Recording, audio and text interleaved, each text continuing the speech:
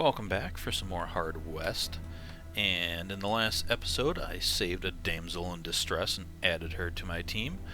And now I am gonna kind of move on. I got a pilgrimage, a gambling den, an armory fort, and the Pentennial. I'm guessing this is where I have to go eventually, so I'm gonna explore my other options first, and go to the armory fort, see if there's anything cool there. The team arrived at a Mexican army stronghold in the Western Territory. The terrain was challenging, and progress had been slow. They were grateful for the respite. Hardin offered to buddy up to the grunts. He said he'd see what they knew and maybe win some of their money. Cassandra nodded and said she would see what she could learn from the commander. Or have Hardin come with her. Nah, I'll see what happens there. Commander Alberto J.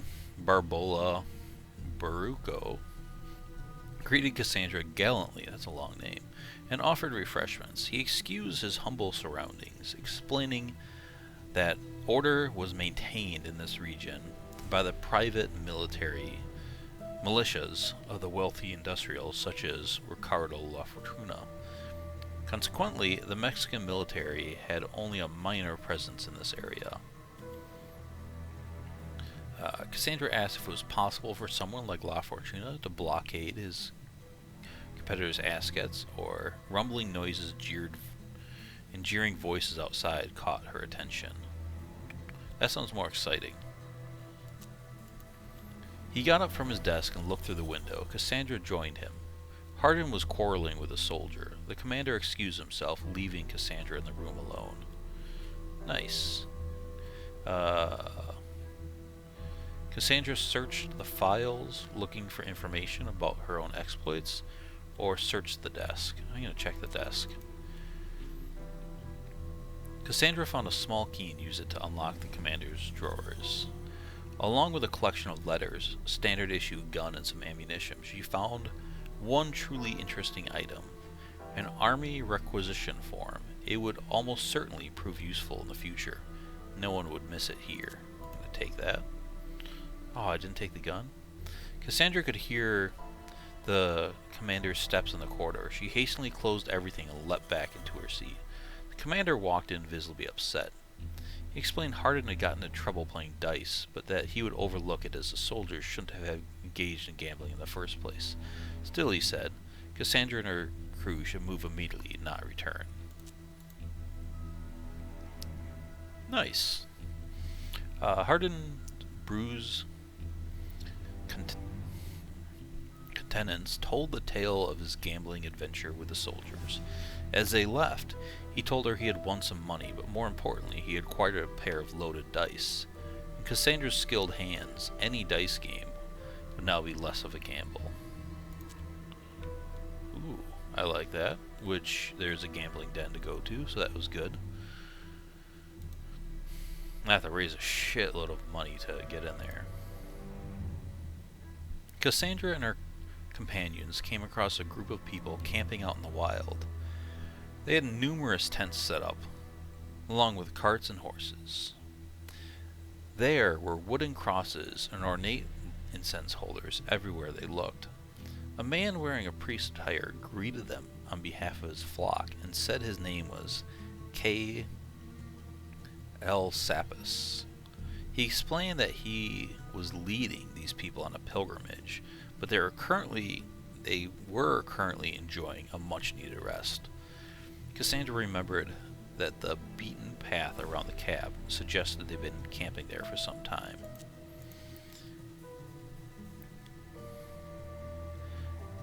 Elspaz winced as he admitted in a low voice that Cassandra was right.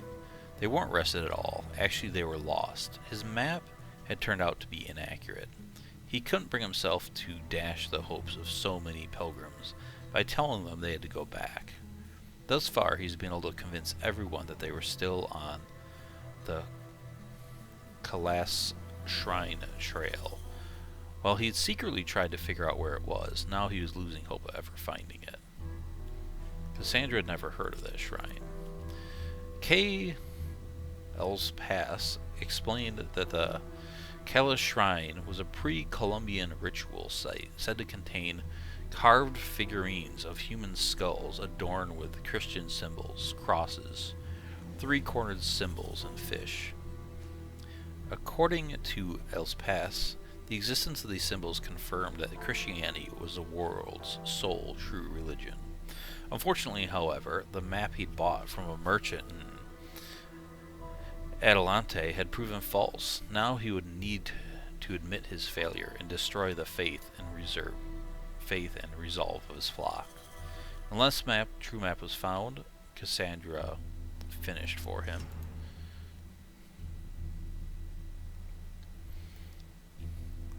El Paz nodded feverly. He promised to share his supplies with Cassandra if she found the map. He had heard that the Garcia Pimentel family library might contain clues about the shrine's location. Cassandra promised to take a look if time permitted. So that isn't there.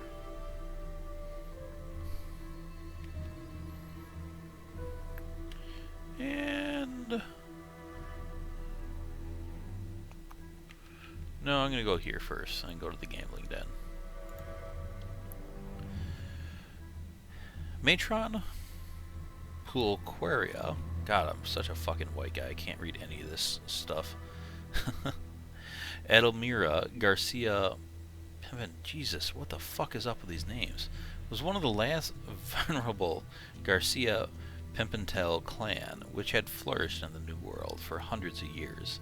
Now, the family was a shadow of its former glory, but the Garcia Pimentel Library remained one of the greatest and most complete collections of works dealing the New World and the rise of Mexico.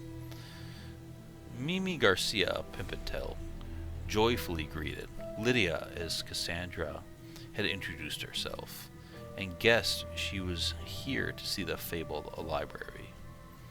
Let's see, Cassandra nodded, hoping quietly she could find the location of the shrine.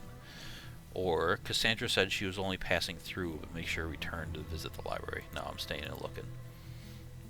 The matron nodded and led them inside. They were joined by a scrawny figure in clothes that had once been very fine, but they were clearly showing their wear. Matron Garcia Pimentel said that this was her son, Porfirio, and that he would be their guide to the library. Cassandra curtsied, taking a closer look at the young man. On top of a hunched, scrawny body sat a large head, with a bulging lump in the middle of his forehead. His skin was mottled and unnatural looking. He inclined his head slightly at all times. She suppressed a shiver. As they walked into the library, Porfirio told Cassandra about various landmarks in the area, spouting an endless stream of historical facts, interrupted only by his slight stutter. Although at first he seemed consumed by his study of history, Cassandra soon realized his trembling hands, darting eyes, and blush meant something completely different. He was attempting to court her. In another context, it might have been endearing, but she was unsettled by the cold lump she felt in her stomach. Porfirio broke her reflections, asking whether there was anything in particular she would like to hear about. She asked specifically about the famous yet mysterious Calasa Shrine. According to Porfirio, the Calasa Shrine was the crown jewel of this area's historical attractions, believed to have been built long before the first Europeans set foot in the New World. It contained several painted sculptures called the Calasas that inexplicably bore ancient Christian symbols, fish, crosses, and various three-cornered ornaments. The shrine was considered by many as the ultimate confirmation that Christianity was the world's one true religion. There had been a minor military struggle over who controlled it, with the winner doing their utmost to camouflage its position. When they met their downfall, however, its precise location was lost to history. At this last sentence, Porfirio's deformed lips twisted in what Cassandra interpreted as an approximation of a smile. She guessed that he knew so much. Sure, he must know the location. The young man looked away shyly. When Cassandra pressed, he nodded his deformed head in confirmation. He said he would tell Cassandra the location in exchange for a kiss. Ooh, 3 options here. Fighting her revulsion, she brought herself to lay a gentle kiss where a person's cheek might be. Or Cassandra caressing his cheek and fluttering her eyebrows. She promised she would do it as long as he told her first. Offended, she refused in the bluntest of terms. You know, fuck it, the kid needs some love. I'm gonna give him a kiss. At the last moment, Porfirio turned his head and Cassandra found herself kissing his lips. Then he grasped her head in his hands and forced his tongue in her mouth. What a little pervert. Do I go with it? I'm gonna go with it. He looked at her and normaled and awestruck as Cassandra battled the urge to hold on to her breakfast. He produced a detailed map of the area and from the desk drawer and pointed out the exact location of the shrine. He then copied the major landmarks onto a piece of paper and gave it to her. It was more than she could have hoped for.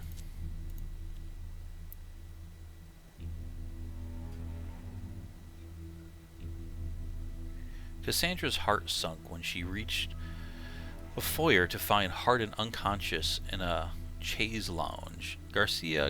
Lady Garcia Pimentel explained that she had left the group alone with a bottle of brandy and returned to find him like this. She suggested that Cassandra and her friends stay the night and leave the next morning. Ooh. I'm gonna check out the premonition. Cassandra felt a greater danger emanating from the Garcia Pimentel house that extended far beyond the kissing disfigured men. In a blink, she had a vision of herself in a bridal gown that was slick with blood. She had blinked and the feeling passed, leaving a painful throbbing in its place. Despite her vision, Cassandra accepted the invitation or leave immediately. You know, this bloody wedding dress seems interesting. They were shown to the rooms, and Cassandra was given a basin of hot water. Her premonition had put her on edge, but she did not want to stay in this place any longer than she absolutely had to. She put out the lights, but did not undress. She lay in the bed and pretended to fall asleep and waited until the house was silent. From down the hall, she heard a strange, snuffling moan. When it recurred that she deduced that it was Porfirio's snores, she waited a little longer to be sure, and then decided it was time to make her move. She woke the now sober Hardin and told him to remain silent. The two quietly made their escape. Alright, so I got a card from that. Let's see, is he still affected? Ah, minus 1 HP for being disgusted. I don't like that. Alright, I'm gonna check out my new card. And Shadow Slave plus 2 defense. Passive. Yeah, I'm gonna give this to her since she is pretty weak and important. Now, before I move on to those places, I'm gonna go back to the hospital and see if I can get rid of these afflictions.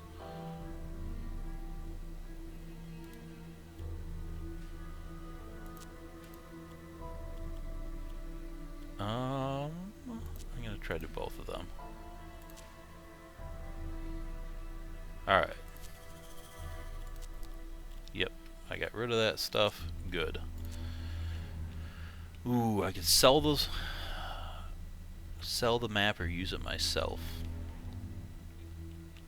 Alright, I'm gonna go back to this shrine. The pilgrims were just where Cassandra had originally found them. Kay Elspas greeted her amiably. He asked whether she managed to find the map to the shrine. She asked bluntly how much he was willing to pay for the information. Man, do I want to give it to them or just go take it myself? She shook her head no and admitted she was still looking for it. You know, I kind of want it for myself. Screw those pilgrims. Cassandra and her companions arrived at the fabled Callus Shrine.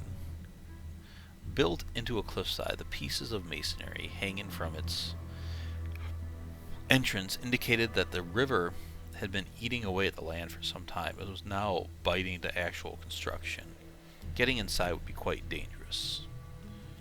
But I'm going to be determined to do so. After struggling with ropes, the party entered the mouth of the moldy tunnel. In complete darkness, the floor shuddered with a constant vibration, and there was a clattering sound that sounded like thousands of crustaceans sinking across the stone.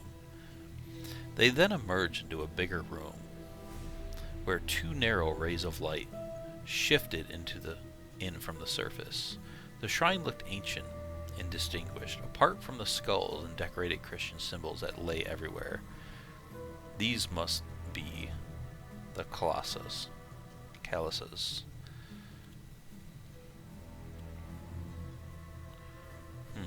Leave it or pack them. If I pack them, I should be able to sell those. Hardin squeezed past Cassandra into a small room and started carefully packing the calices into his sack, all while Cassandra looked around for signs of danger. She was almost disappointed not to find any poisoned darts, giant rolling stones, or rabid beasts to punish their crime. Shortly, Hardin reported he was done. They were barely out of the tunnel when the earth beneath their feet trembled and a large section of the cliff fell into the water. The entrance of the shrine had collapsed. It would take serious excavation to get back inside. They thanked heaven for sparing their lives and left.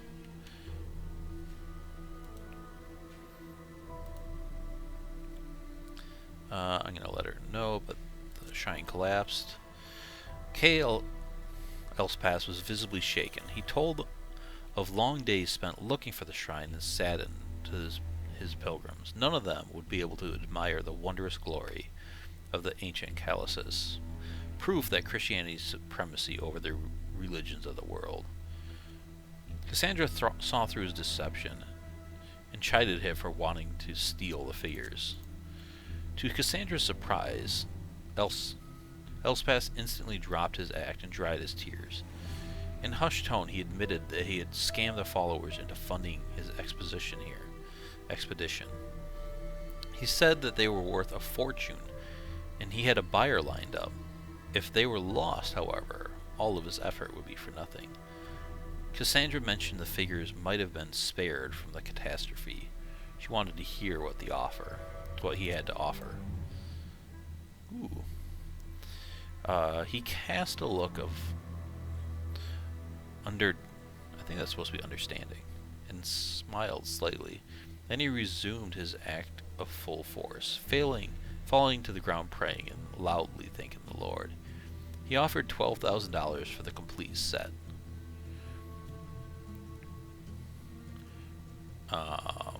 Yeah, 25% more. K. Elsabas handed her the agreed-upon sum and took the calices into his own hands.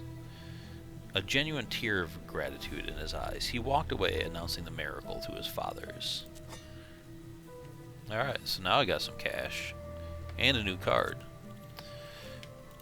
Do I have Nope, no aces currently.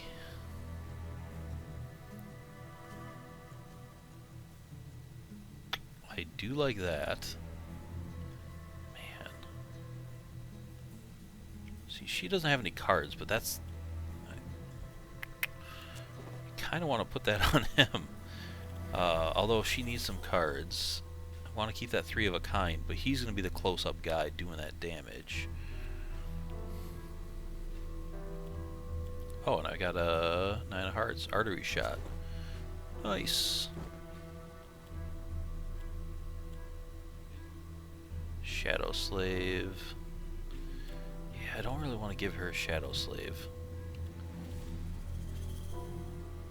But maybe that's a good idea. That's the Joker. Yeah, I feel weird not putting a single card on her. But she needs to stay alive. I want Ricochet. That gives him more movement. Yeah. I'm leaving it.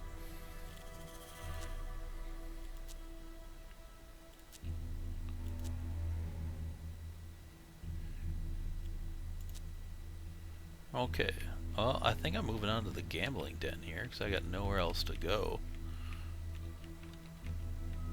Yep. Alright, time to make some cash. Hardin left Cassandra to the notorious outlaw gambling den. The venue was set up in a cliffside cave in an ancient Indian pueblo. There were no lights on the outside, but Hardin pointed out 2 guards concealed against the crumbled walls next to a narrow entrance with a thick black curtain. Inside, they found a wide repertoire of gambling tables, an assortment of colorful, dangerous-looking characters, and an ample supply of liquor. Ooh, dice game or poker table? I got those loaded dice. Standing by the game table, Cassandra felt the weight of the dice in her hand.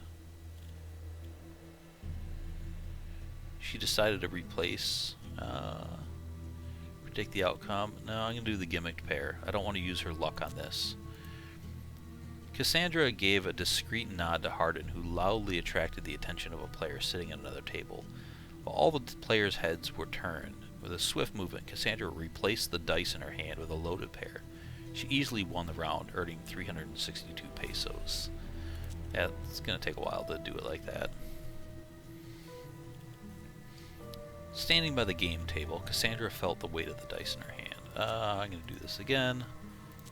Man, this is going to take all day to do it this way. 292 pesos.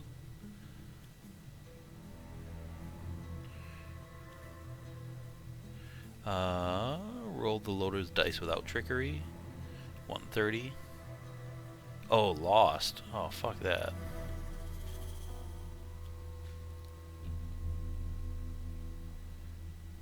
Return to lobby. I'm going to try poker. Cassandra sat within hearing range of a drunken prospector and then eavesdropped on his story. The prospector claimed he owned a map to a wreck of an old Spanish treasure ship. Hardin dismissed it as bragging, but Cassandra was interested. I'm going to probe what his future held. Her initial attempts were inconclusive. Cassandra felt she was already losing her lucky streak. She went on. Cassandra saw the man suffer a violent death. It thoroughly distressed her, but she obtained no useful information. The searing pain pierced her brain. She saw the prospector laying dead in an old shipwreck, surrounded by piles of gold. As the vision faded, she managed to recognize a landmark that pinpointed 3 possible locations for the wreck. She came back to reality and nearly collapsed from exhaustion. Cassandra left to regain my strength. Alright, cool. And 3 places to check out, but first I'm going to go to... I think I can rest here. Enter the cantina, ask for a room to rest, get my stuff back.